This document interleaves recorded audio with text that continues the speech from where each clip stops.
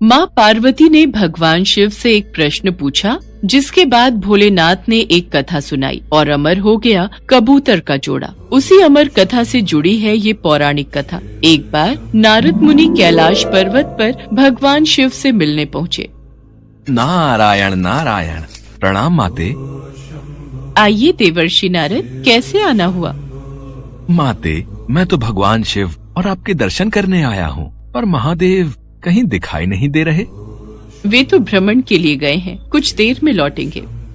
देवर्षि नारद माँ पार्वती से वार्तालाप करने लगे। तभी उन्होंने माँ पार्वती से पूछा, माते, क्या आप अमर कथा के बारे में जानती हैं? अमर कथा? वो कौन सी कथा है? उसके बारे में तो मैं नहीं जानती।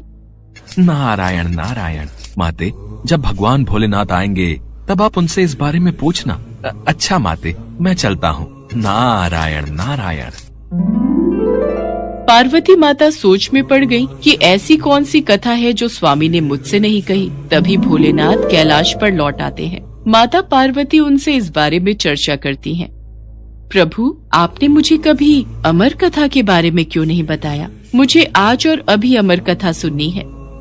ठीक है देवी, मैं आपको आज अमर कथा सुनाऊंगा, परंतु उसके कुछ नियमों का पालन आपको करना पड़ेगा। अमर कथा के दौरान आपको एक क्षण के लिए भी सोना नहीं है। आप बीच बीच में हुंकार भरती रहना, ताकि मुझे आभास रहे कि आप कथा सुन रही हैं, क्योंकि मेरे नेत्र भी उस क्षण बंद रहेंगे। ठीक है स्वामी, मैं ऐसा ही करूंगी। भगवान शंकर ने माता पार्वती से एकांत और गुप्त स्थान पर अमर कथा सुनने को कहा, जिससे कि अमर कथा कोई अन्य जीव न सुन पाए, क्योंकि जो कोई भी इस अमर कथा को सुन लेता है वो अमर हो जाता। इसके पश्चात शिवजी देवी पार्वती को अमर कथा कहने एक गुफा में ले गए। पुराणों में कहा जाता है, शिवजी ने देवी पार्वती को अमरनाथ की गुफा में अपनी साधना की अमर कथा सुनाई थी, जिसे हम अमरत्व कहते हैं। प्रचलित कथा के अनुसार भगवान भोलेनाथ ने अपनी सवारी नंदी को पहलगाम पर छोड़ दिया, जटाओं से चंद्रमा को चंदनवाड़ी में अलग कर दिया और गंगा जी को पंचतरणी में तथा कंठाभूषण सर्पों को शेषनाग पर छोड़ दिया। इस प्रकार इस पड़ाव का नाम शेषनाग पड़ा। अगला पड़ाव गणेश पड़ता है। इस स्थान पर भोलेनाथ ने अपने पुत्र गणेश को भी छोड़ दिया था, जिसको महागुणा का पर्वत भी कहा जाता है। पिस्सू घाटी में पिस्सू नामक कीड़े को भी त्याग दिया। इस प्रकार महादेव ने जीवनदायिनी पांचों तत्वों को भी अपने से अलग कर दिया। इसके बाद माँ पार्वती सहित उन्होंने गुप्त गुफा में प्रवेश किया और अमर कथा माँ पार्वती को सुनाने लगे।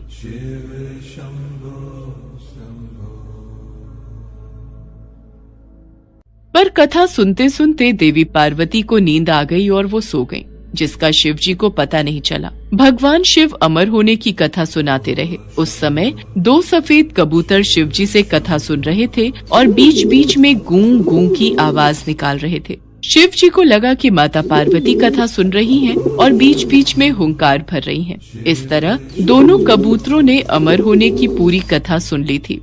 कथा समाप्त होने पर शिव जी का ध्यान देवी पार्वती की ओर गया, जो सो रही थी। अरे, देवी पार्वती तो गहरी निद्रा में है, तो फिर ये हुंकार कौन भर रहा था? अचानक महादेव की दृष्टि अमर कथा को सुनते उन कबूतरों पर पड़ी, तो वे क्रोधित हो गए और उन्हें मारने के लिए आगे बढ़े। मेरे क्रोध से तुम दोनों को कोई नहीं बचा सकता, तुम्हें इसका दंड अवश्य मिलेगा। हे प्रभु, हमें क्षमा कीजिए, हमने अनजाने में ही भूल की, पर हमने आपसे अमर होने की कथा सुनी है। यदि आप हमें मार देंगे तो अमर होने की ये कथा झूठी हो जाएगी। इस पर भगवान शिव का क्रोध शांत हो गया। प्रभु, इन दोनों का इसमें कोई दोष नहीं। मैं गहरी निद्रा में सो गई थी। मैंने आपके आदेश का पालन नहीं किया, इसलिए इन दोनों को क्षमा कर दीजिए। भगवान शिव जानते थे कि अनजाने ही सही पर कबूतरों ने अमर कथा को सुन लिया था, इसलिए वे दोनों अमर हो चुके हैं। इस पर महादेव ने कबूतरों को जीवित छोड़ दिया। भगवान शिव के आशीर्वाद से वो कबूतर का जोड़ा अजर अमर हो गया। कहते हैं आज भी इन दोनों कबूतरों का दर्शन भक्तों को इस गुफा में प्राप्त होता है और तब से ये गुफा अमर कथा की साक्षी हो गई व इसका नाम अमरनाथ गुफा के नाम से प्रसिद्ध हो गया।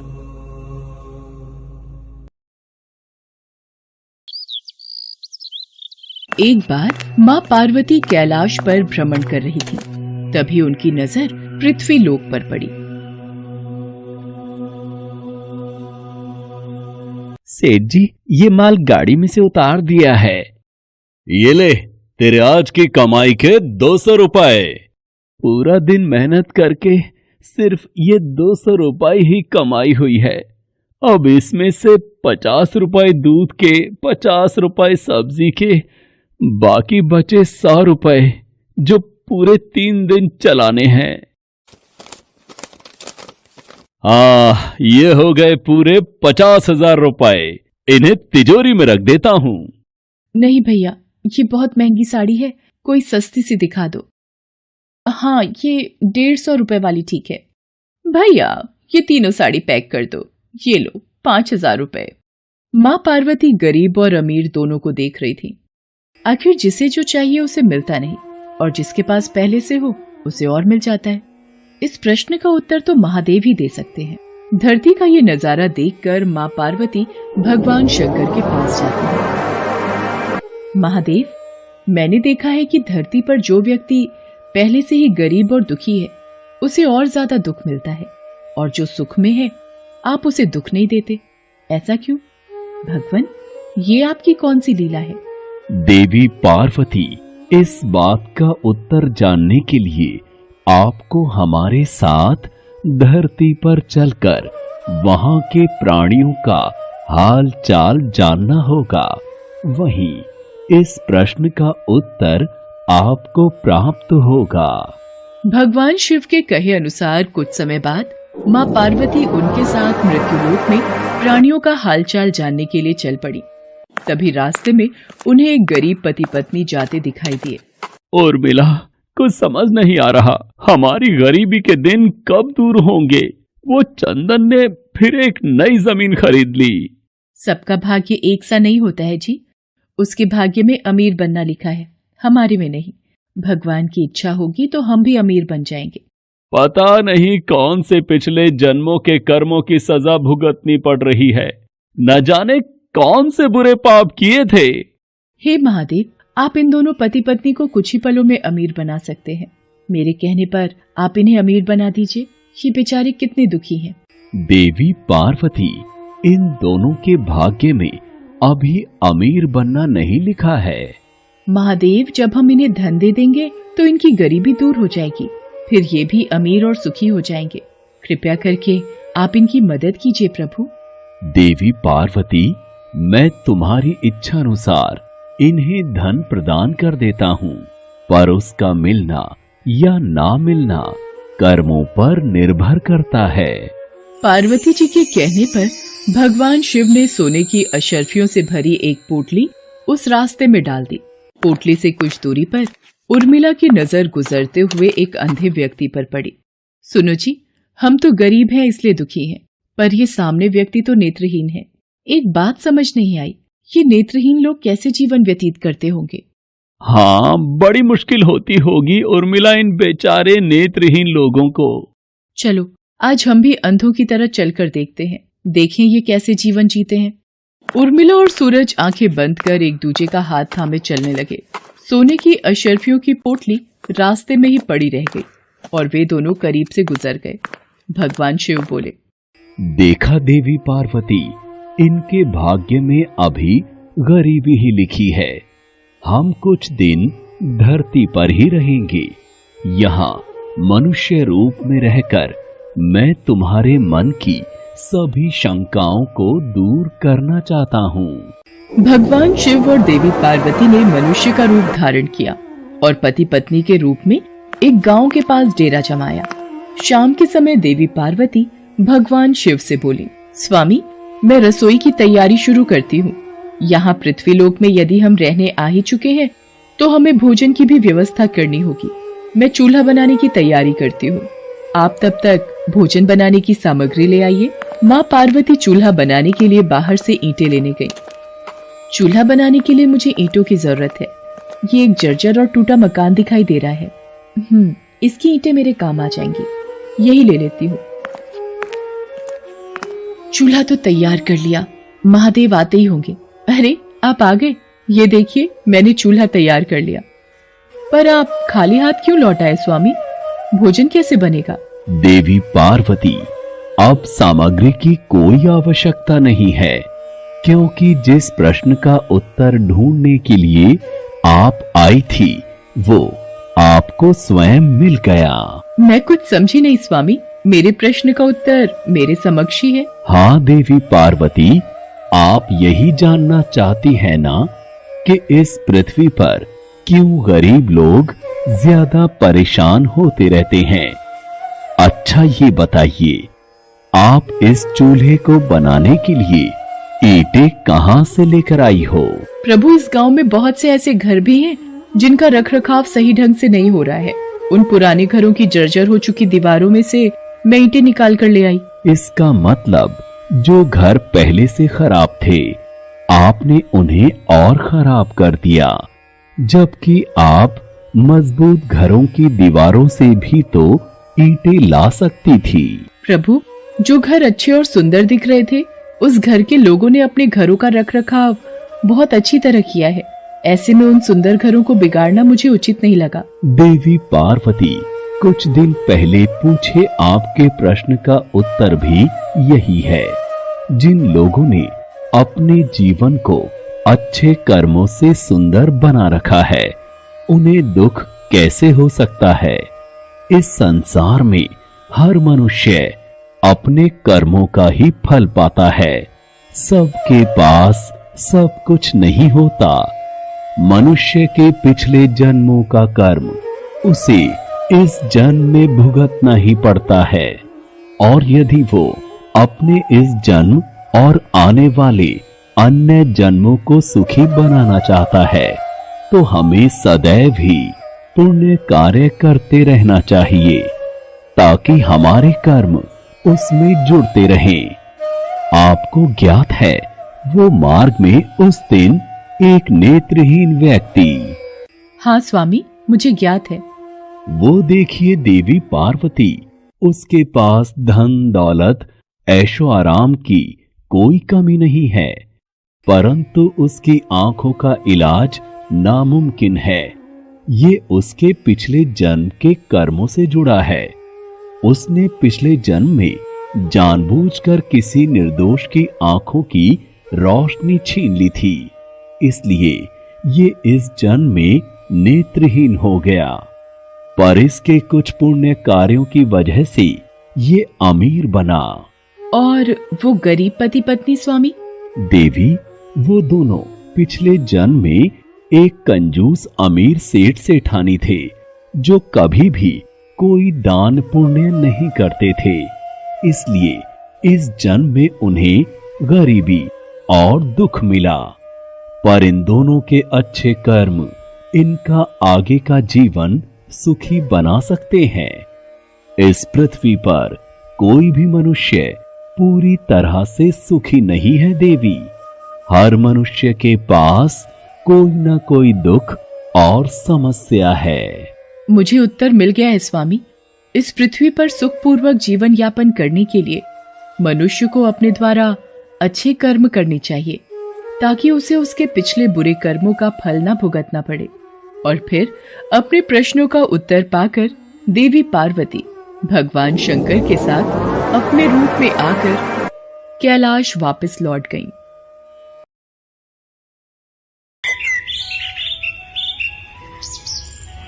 आनंदी की शादी को 5 साल हो गए थे, पर शादी के बाद उसे मां बनने का सुख नहीं मिला था। पति अनिल का काम भी बंद पड़ा था। पहले अनिल एक कोल्ड ड्रिंक की फैक्ट्री में नौकरी करता था, पर अचानक फैक्ट्री बंद हो गई। पिछले 6 महीने से अनिल काम ढूंढ रहा है, पर उसे कोई काम नहीं मिल रहा। आनंदी भगवान शिव और देवी पार्वती की बहुत पूजा करती है। वो कई वर्षों से सावन सोमवार के व्रत और सावन पूजा करती आ रही है, पर उसकी सास कमला हमेशा इस बात से चिढ़ती थी।